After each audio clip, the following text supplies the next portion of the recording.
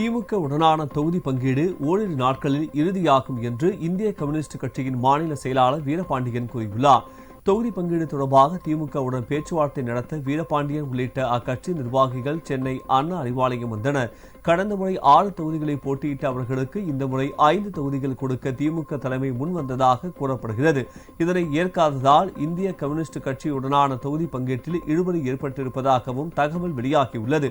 எனினும் பிஜேபியை எதிர்ப்பதே தங்களது ஒரே இலக்கு என்றும் தொகுதி பங்கீட்டை விரைவில் இறுதி செய்வோம் என்றும் வீரபாண்டியன் கூறினார். கட்சியின் மாநில குழுவின் சார்பில் பேச்சுவார்த்தை குழுவின் சார்பில் தமிழக முதல்வரை சந்தித்தோம். இன்றுள்ள தமிழக இந்திய அரசியல் சூழலில் தமிழ்நாட்டில் பிஜேபியை வீழ்த்துவதுதான் எங்கள் அரசியல் முதல் கடமை. எனவே அந்த வகையில் அது குறித்து நாங்கள் பேசினோம்.